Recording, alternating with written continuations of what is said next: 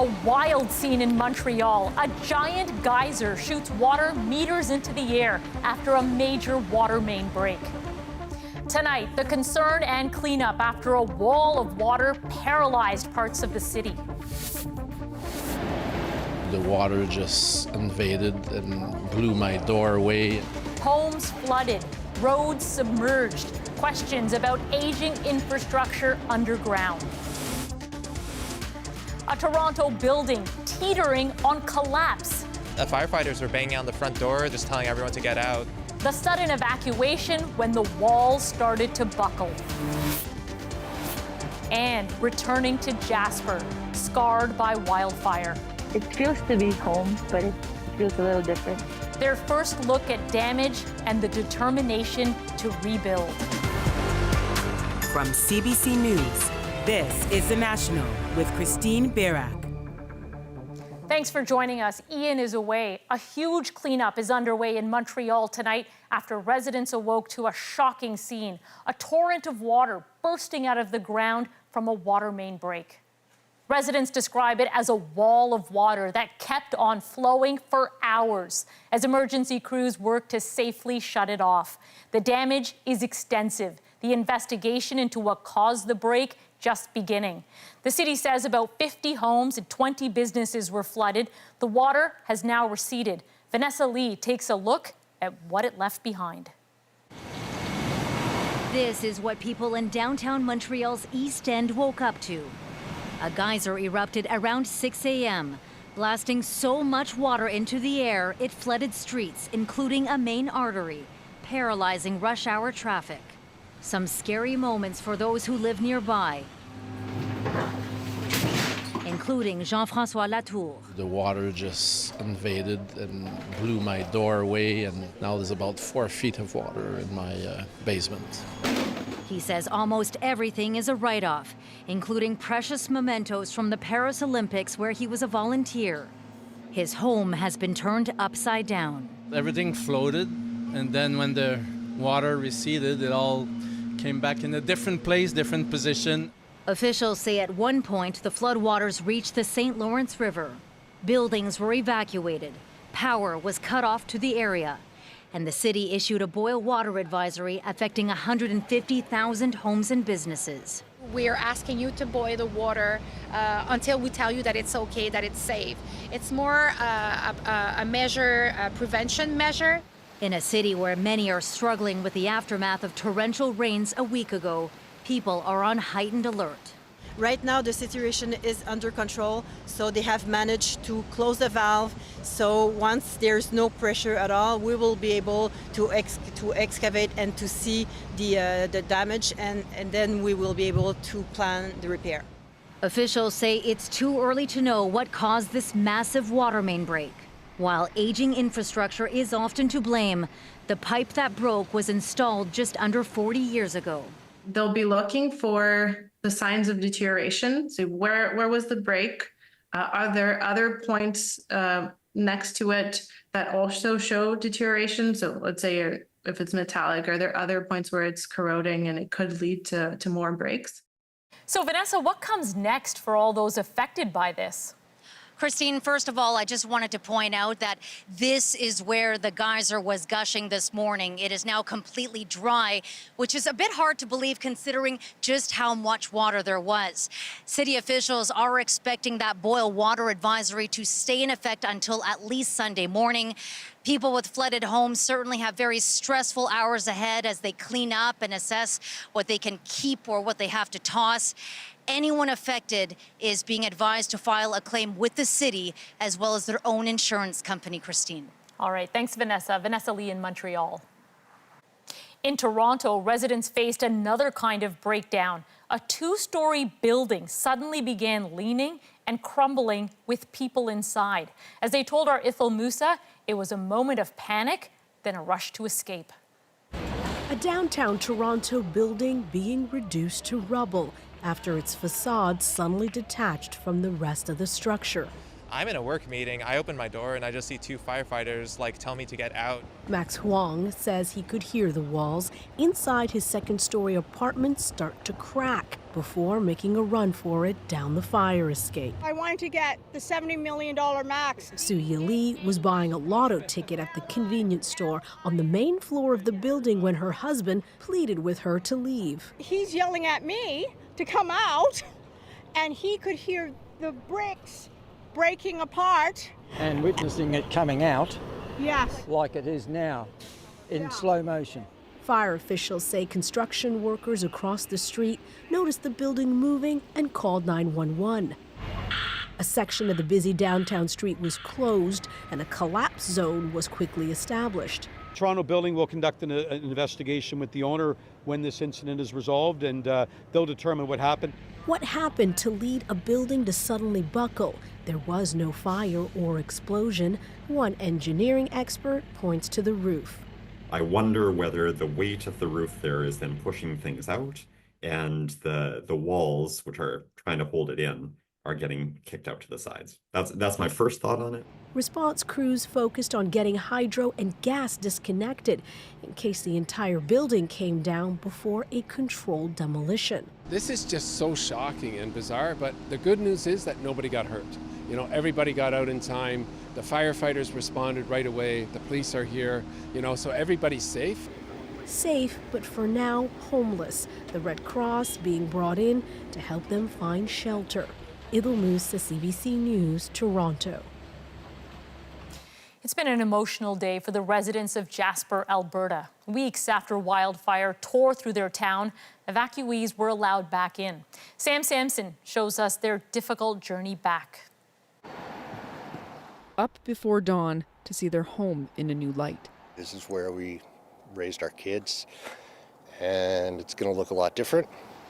Mike Curtis fled Jasper with his family. On Friday, he went back to see what was left of his town. It's been 3 weeks to try to digest what it's going to look like and how it's going to be. And like I said, I'm one of the fortunate ones that seems to still have a house. But there's a lot of people in this town that have completely lost everything. The sun rose, the line moved, and Jasperites made their way home. A home that looks much different. A third of the town's buildings, mostly houses, were destroyed by wildfire more than 3 weeks ago. Fire danger and other hazards kept around 5,000 residents from returning until now. About 500 households did, their first chance to get up close to what's left.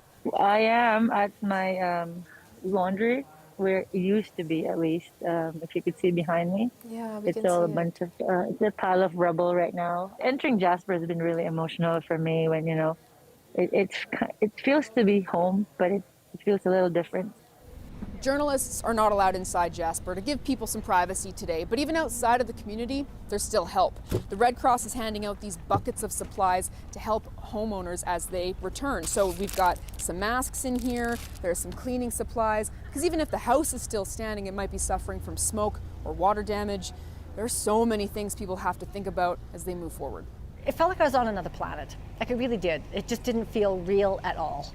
Lifelong Jasperite Loni Klettle's home burned to the ground. She returned to town today and felt disoriented. And then you're like, where am I? Because you lose your bearings. So I was losing my bearings everywhere. I'm going, what street am I on? Where am I? Because you've lost every single bearing you've ever known in your entire life. It's gone. Sam, you've been speaking with residents all day. Are people planning on staying the night in Jasper?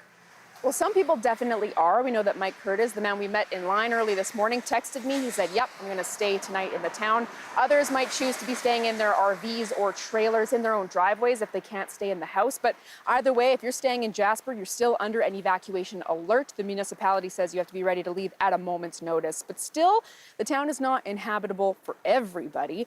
Some people with health conditions and those who are even maybe pregnant are advised not to live in Jasper until the hospital is back at full capacity. So what happens next? Parks Canada says they hope to open up some businesses. The next group of people who can go into Jasper, probably folks like contractors, those who can actually help residents rebuild. No clear timeline yet on when visitors can get back into the town. Thanks, Sam. Sam Sampson near Jasper, Alberta. While crews have made progress in Jasper, smoke from wildfires burning across northern Alberta and Saskatchewan is creating poor air quality for millions of Canadians. This is how smoke is expected to spread across the country over the next 24 hours. The prairies and the north will see the worst of it. Those conditions pose a serious risk for some with health conditions, as well as the elderly or very young. Alexander Silberman looks at how they're coping. Tara Livingston is spending a lot of time stuck inside, worried about her health. My quality of life is being affected by the smoke. She's recovering from a stroke and has severe allergies, so the air quality around her Calgary home makes it difficult to breathe. Even if I go 10 minutes, 15 minutes, then I find myself wheezing and my nose starts running and I have to come back. Much of the prairies are dealing with a third straight day of smoky conditions. Air quality bad enough. Environment Canada warning everyone is at risk, regardless of age or health. Some of the smoke has gone south of us, but then because of the weather patterns, because of the wind direction, it's actually sort of come back and back into the prairies from the south, even though it originated from the north. In Regina, smoke gradually blanketed the skies, with the city expected to hit a 10+ on the air quality index. Yeah, I try to keep the kids indoors just because it affects their respiratory system a lot more than it does us. So. It made doing anything outdoors more difficult. Gonna have to bring the inhaler, I think. The Rough Riders game still a go, but some fans are nervous. Oh, we'll still be going, yeah. But if it gets worse, then yeah, we'll probably just watch from home. Those smoky skies carry harmful particles, according to this expert. It's the smallest which are the most damaging for your health, because they're not only getting into your respiratory systems, they're able to get into your cardiovascular system after that. Here on the southern prairies, air quality is expected to improve over the weekend as smoke drifts east. But people in the north will continue to see hazy skies as nearby wildfires keep burning. Alexander Silberman, CBC News, Regina. Police in Manitoba are investigating a triple homicide after discovering 4 people dead. It all unfolded in the rural municipality of McCreary in western Manitoba. Police first say they found a man dead from a self-inflicted injury. Then, in a nearby home, they discovered the bodies of 3 other adults whose deaths are considered homicides. The RCMP can confirm that all individuals are known to each other and the incidents are related. Police say they are not looking for any other suspects. Another woman was eventually found in the area safe and taken to hospital as a precaution. CBC News is learning more about a man accused of plotting an ISIS-inspired mass murder in Toronto. The 26-year-old is charged with terrorism offenses along with his father. A warning, this story contains some disturbing details. Thomas Day tells us what he's learned about the man's past. At this Ontario jail, a father and son are being held separately, both accused of plotting an ISIS-inspired mass murder in Canada's biggest city. Now, a CBC News investigation has uncovered new details about Mustafa El-Didi, the 26-year-old Toronto man charged last month alongside his father and who insists he's done nothing wrong. Earlier in his 20s, a former friend tells us Mustafa El-Didi lived in the Egyptian capital, Cairo. In 2020, he studied at this private liberal arts college in Iowa, affiliated with the United Methodist Church. By the following year, he was in Toronto. This picture shared online appears to show him in front of the house, now listed in court documents as the family's residence. And on the front door these days, notice that Canadian flag. In June 2021, Mustafa El-Didi shared on Facebook a picture of the red maple leaf with the caption, "Fight for this flag till I die." Police say he doesn't have citizenship here. If a person's been engaged in criminal activity and terrorism offenses in Canada or abroad, they can become inadmissible to Canada. Immigration Minister Mark Miller says he's looking into revoking Ahmed El-Didi's citizenship, amid claims he's the attacker seen in this 2015 ISIS propaganda video, using a sword to dismember a motionless victim. They put out thousands, if not more than 10,000 videos over a very short period of time, so there were so many people involved. In court, Ahmed El-Didi asked the judge, "Can I see my son, please?" "While you're in custody," she replied, You are to abstain from communicating directly or indirectly with Mustafa El-Didi. That means the answer is no. Both men remain in custody as they each await a bail hearing. Mustafa El-Didi's lawyer says, in his words, he looks forward to defending his client's innocence. Thomas Daigle, CBC News, Toronto. Former Headley frontman Jacob Hoggard begins serving his prison sentence tonight after Ontario's Court of Appeal upheld his sexual assault conviction. The former Headley frontman was found guilty in 2022 and sentenced to 5 years. He surrendered today. CBC News contacted the woman he assaulted. Her identity is protected by a publication ban. She says she's relieved that this is finally over and thankful for the court's decision. There is hope tonight for a ceasefire deal for the war in Gaza. Mediators say they're making progress, and it comes after a deadly night in the occupied West Bank. Kayla Hounsell has more. A father's anguish as he buries his son. The funeral for 23-year-old Rashid Sadeh in the village of Jeet in the north of the occupied West Bank. He fell as a martyr, says his uncle. It was not the army who shot him, it was the settlers. Palestinian officials say dozens of Israeli settlers attacked the village overnight, setting fire to houses and cars.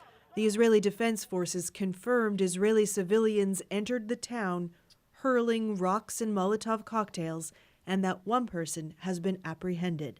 Now, international condemnation.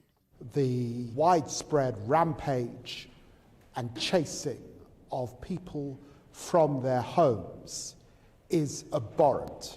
The settler violence comes as international negotiators struggle to keep hope for a Gaza ceasefire alive.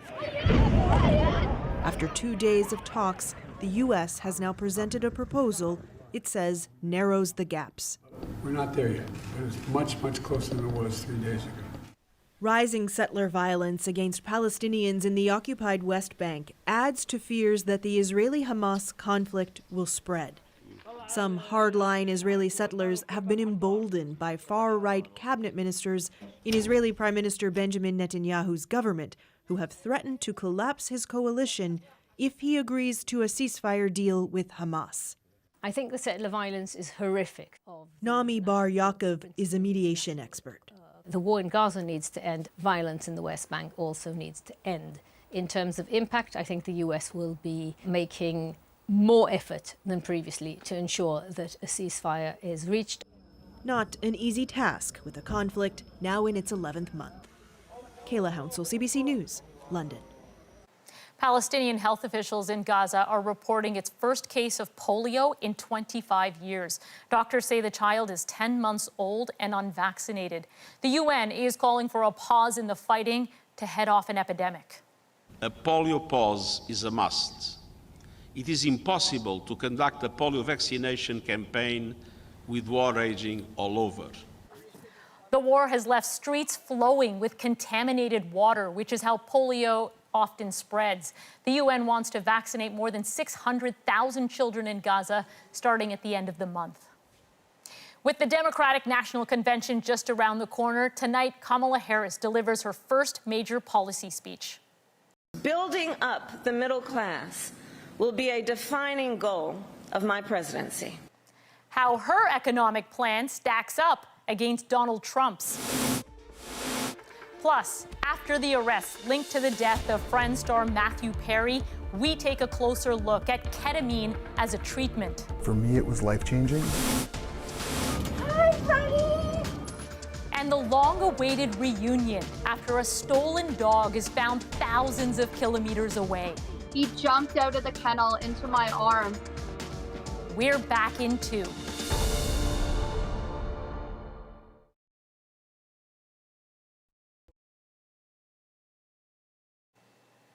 Kamala Harris made her first major policy announcement today on the economy. Donald Trump has been hitting that theme this week as well. Chris Reyes shows us the plans and how the candidates are selling them. Together, we will build what I call an opportunity economy. In her first major policy speech since entering the race, Kamala Harris served up what her critics have been asking for. Specifics. $25,000 to help with the down payment on a new home. $6,000 in tax relief to families. The first ever federal ban on price gauging on food. Donald Trump fired back on social media, saying Kamala will implement Soviet-style price controls. She will abolish private health care and make California's ridiculous tax policies the law of the land. Attacks he made even before Harris laid out her plan at his own press event on the economy on Thursday. We call it the Maduro plan, like something straight out of Venezuela or the Soviet Union. Trump has been stumping on his own plan for weeks now, summed up in this bullet point post: lowering energy costs, cutting taxes and regulation, and reining in federal spending. A plan Harris dismissed as helping billionaires more than the working and middle class. If you want to know who someone cares about, look who they fight for. Donald Trump blames sort of like a lot of policymakers and sort of just like, for lack of a better term, like the sort of elite. The Democrats and Harris in particular seem to see a lot of the same problems, but as like structural. One thing both candidates do agree on: the cost of living is too high. A loaf of bread costs 50% more today than it did before the pandemic. Bacon is through the roof. They're all through the roof. The milk, everything is bad. Both candidates are clearly focused on making economic promises that have a direct impact on voters' pocketbooks. An indication that this election will be hard fought on issues that hit close to home at a time when so many Americans are struggling to make ends meet. Chris Reyes, CBC News, New York. The next big stage for Harris is in Chicago, the Democratic National Convention. Next week, the National will be there with live coverage and analysis. It all starts Monday night. The U.S. East Coast is bracing for the impact of Hurricane Ernesto. Ernesto is expected to cause major flooding as it sweeps past Bermuda. It's already caused extensive damage in Puerto Rico. The impact here at home won't be as intense. Environment Canada says the biggest concern is large waves. Nova Scotia could see significant ocean swell by Saturday night. With new details about the death of Friends star Matthew Perry, tonight we put questions about ketamine to the experts. The fear, of course, is that people are going to start self-medicating with this drug. What you need to know about ketamine, the research and the risks. And for terminally ill cancer patients, a different approach near the end of life. There wasn't a huge chance of things getting much better. Foregoing treatment to focus on quality of life. The National breaks down the stories shaping our world next.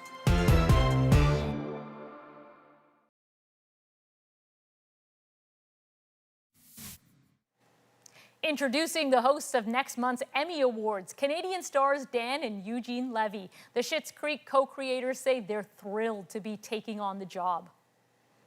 Book lovers have their own less glitzy gatherings, book clubs, and they appear to be undergoing a shift. They're attracting younger people who are re-energizing reading circles. Eli Glasner shows us how. He runs events, he runs readings, and he publishes chiefly poetry.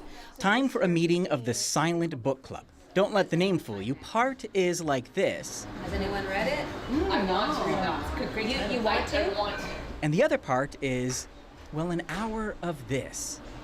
It's part of a new wave of book clubs. There are online clubs, book and cooking combo clubs. I had gotten kind of obsessed with cocktails, and I thought, what better life than to combine two of my loves, cocktails and books?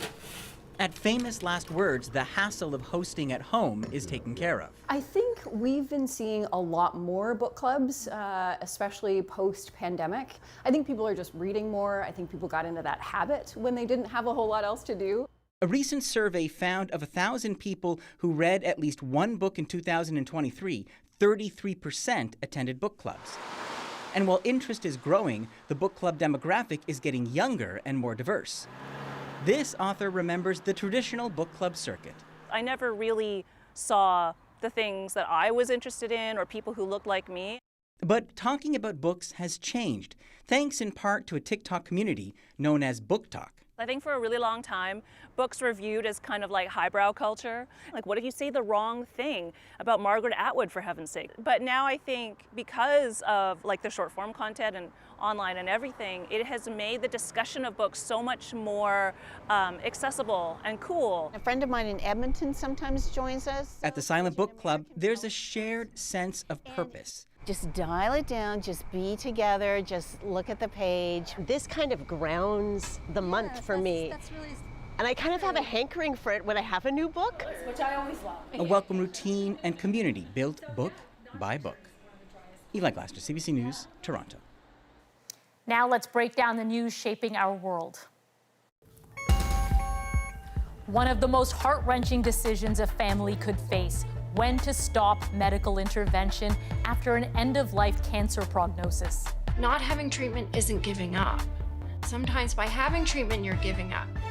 A new push for common sense oncology. But first, They falsely prescribed, sold, or injected the ketamine that caused Matthew Perry's tragic death. charges laid in the death of a popular Canadian actor. At the center of the case, the anesthetic drug ketamine.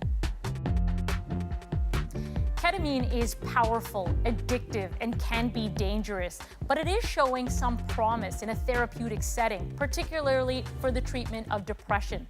Shayna Luck takes a closer look at ketamine therapy. Great results.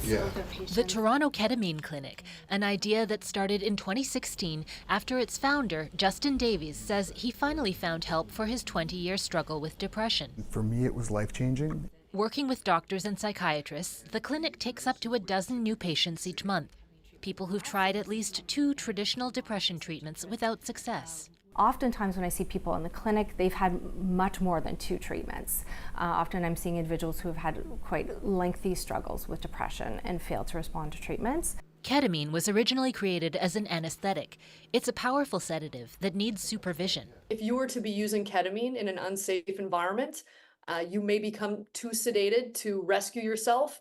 But when used carefully, this clinic says they've seen a 70% response rate. 20 years ago, this man escaped a house fire, leaving him with PTSD. 5 months ago, he started ketamine treatments. Trippy would be one way to put it. He felt out of his body, reliving past experiences. But afterward, he was energized. Going into it, I was nervous, but I was at such a state in my own feelings that I was willing to try anything. So I'm glad that I did. More research is needed to understand exactly how ketamine treats depression and how long its effects can last.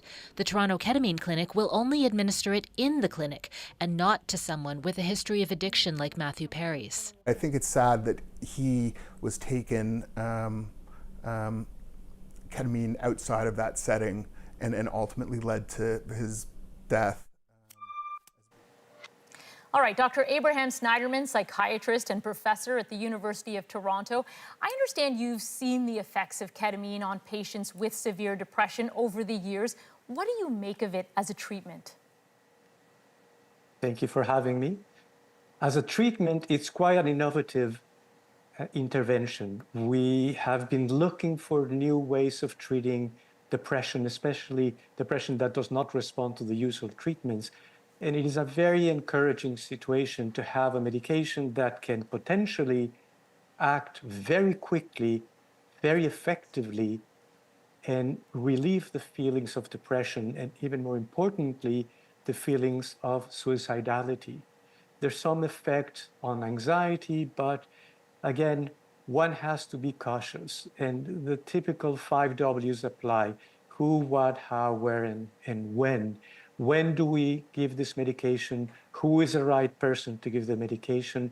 What's the efficacious dose? What's the safe dose? What's the safety profile, both in the short term and in the long term? And one has to be mindful that this is not the ketamine that is available out in the street. This is a different type of ketamine given at a controlled environment with somebody trained in doing it and very closely monitored to prevent side effects and to deal with the side effects, which can happen and can be severe.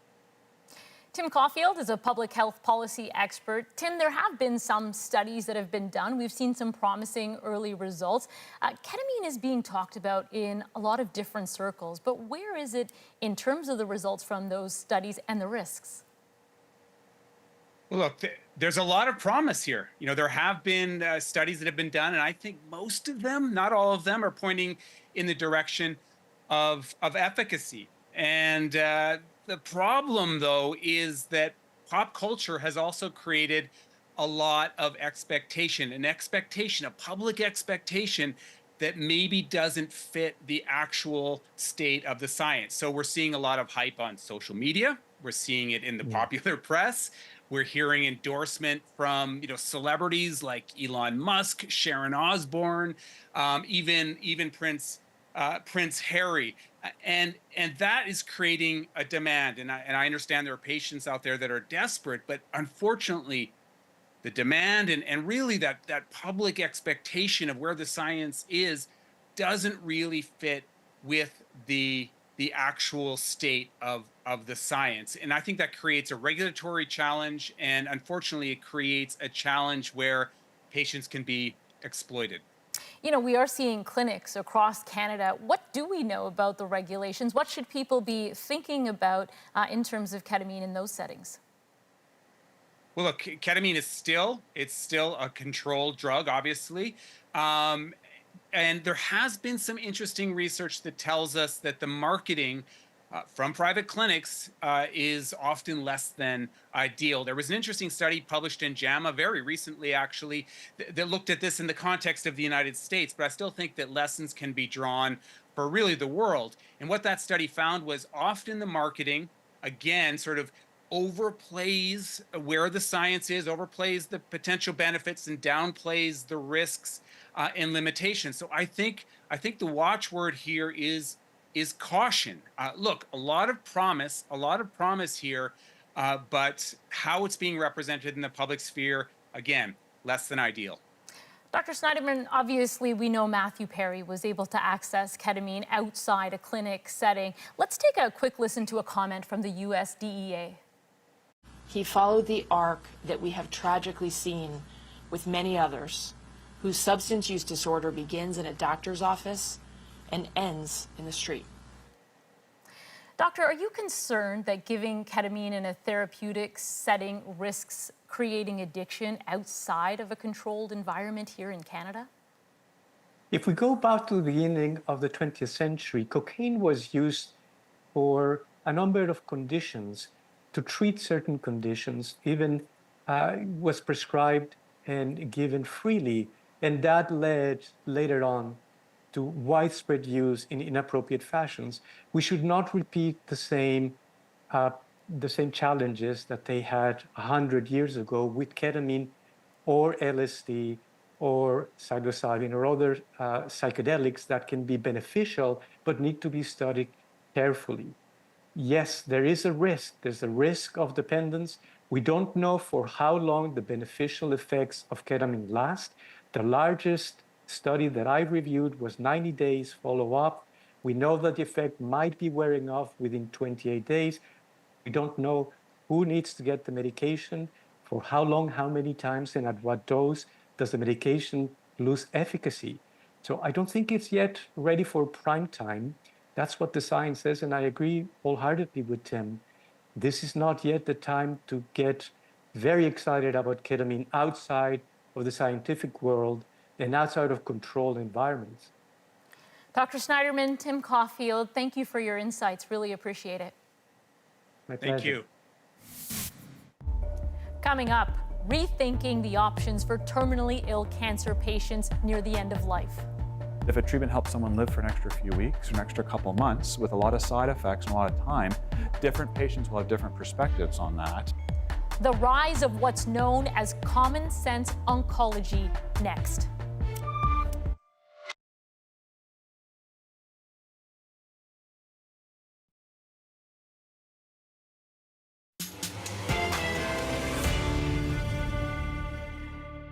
A grim reality facing thousands of Canadian families, a terminal cancer diagnosis. He would have had any treatment they gave him because that's where his hope was. Grasping for any medical intervention that could prolong life. The chemotherapy will not make the cancer go away. Okay, we can't get rid of it. But there's a new push to prioritize quality of life over medications with marginal benefits.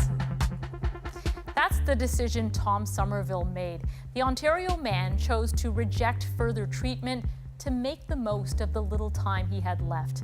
Tom has passed away now, but back in the spring, he and his family gave me a poignant look at his journey and the reasons behind his decision.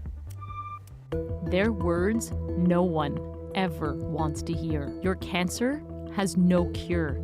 It's end stage, terminal. He got sicker and sicker and sicker each day. And he was literally dying before our eyes. With weeks, months, or years to live, many patients seek out new cancer drugs, hoping they'll help. But some doctors argue many new drugs offer few benefits while sacrificing the quality of life patients have left. And the unfortunate reality is some of our treatments don't even help people live longer. I feel fortunate. I've had a great life, good kids, family. So We feel quite blessed through this Yeah. at the same time. Tom Somerville was diagnosed with colon cancer in 2021, and it spread. He underwent 6 exhausting months of chemotherapy before asking his doctor for a break. He said, you can take off as much as you want. And so we did that, and we had a really good summer. Including a trip to British Columbia, making new memories along the way. Eventually, with the support of his family, Tom decided to stop treatments. There wasn't a huge chance of things getting much better. And I think if you come to terms with that, it's a lot easier then to sort of enjoy the rest of the life you do have. Tom's decision not to treat his end-stage cancer is personal. It's a choice that many people don't often talk about. But doctors at this hospital in Kingston are trying to open up that conversation. They call it common sense oncology. So let's find out what it means. When we arrive, Dr. Christopher Booth is checking in on patients receiving chemotherapy. A woman who's aware her cancer is terminal says family members are asking her questions. Is this chemo going to get rid of everything? Yeah, it's a really good question. Okay, so you might remember we talked about that at the beginning. Yeah. Okay, so the chemotherapy will not make the cancer go away. Okay, we can't get rid of it. The goal here is to try to shrink it down and control it for a period of time to help you feel better. Okay, so the pain and the symptoms are dissipated. Interventions or treatments like chemotherapy can extend survival. A Canadian study looking at potentially inappropriate interventions found around 40% of terminally ill cancer patients were still receiving at least one intervention in their last 30 days of life.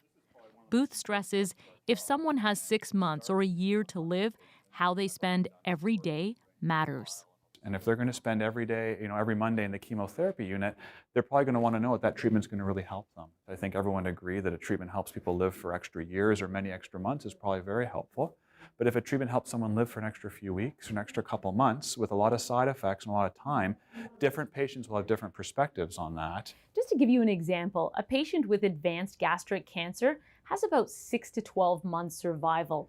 There is a new drug. It requires patients to come into the hospital about once a week and they feel sick for about 2 to 4 days afterwards. There were also fatal side effects in the trial, but the drug does offer patients 2 extra months at a cost of about $10,000 a month. To understand better how drug approvals work, we walked over to Queen's University to meet Dr. Elizabeth Eisenhower. And it's a good thing we are having so much interest in finding novel therapeutics for cancer.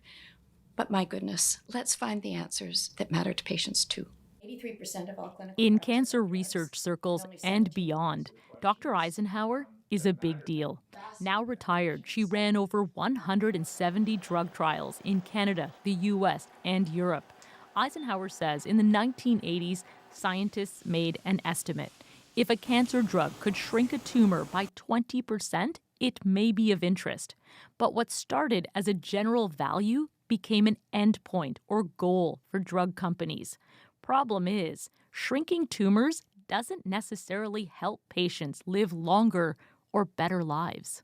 I'm hoping the common sense oncology movement will do, not just for academics doing trials, but for pharma and for regulators, is make them want to recalibrate what it is they're looking for in those new drugs. Treatments are advancing, but there might not be as many recent breakthroughs as you might think. Consider a lung cancer drug that made headlines around the world. Early results were more promising. Later trials showed, compared to the existing treatment, the new drug at 10.6 months did not improve overall survival, and it cost 10 times more. Not all trials are bad. And we can. Dr. Bishal Gaiwali has treated cancer patients in Nepal, Japan, and the U.S. Now in Canada, he too is firmly pushing for change. Sometimes, like Canadian patients, when they read these things in news and know that, okay, there are like 3 other drugs in U.S., but we don't have access to it in Canada. I wish I was in U.S. But those are drugs that really do not provide much value to the patients. My husband would have done anything. He was not willing to go ever, and he would have had any treatment they gave him because that's where his hope was. Rachel Coven's husband Ken was diagnosed in his late 40s. A father and avid runner, he treated cancer like a battle. He underwent painful brain radiation in the weeks before he died. Coven doesn't begrudge any of his decisions, but feels families should ask more questions of doctors, like how much time does this treatment offer, and what are the real costs and benefits for patients? Not having treatment isn't giving up. Sometimes by having treatment, you're giving up. You're giving up time with your family. You're giving up a quality of life necessarily for something that you're not trading off any extra days. For myself, if I was clinging on to hope all the time, it would make the last couple of years very difficult because I would see myself getting sicker. Hope can be a tricky thing. For the Somervilles, it's not gone. It now lives in every moment of every day. But simple things like just walking down to the pond, being out with Catherine, taking little drives in the car when it's a nice sunny day, just the companionship. An eye glance, that you hold each other in your eyes, you really, and a lot more hugs because you appreciate that moment and you want to take it all in. And those are the simple things that really are not so simple, you realize. They're the important things. Tom Somerville passed away just a few months after that at the age of 62. He was at home, surrounded by his family. Next, a reunion nearly a year in the making. It had been such a long time that it just felt very heartwarming to be reunited with something that you'd never thought you'd see again.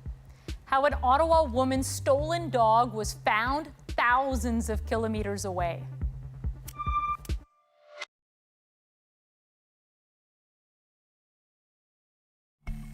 It's been nearly a year since Elena Tripp says her dog Teddy was stolen from her apartment in Ottawa.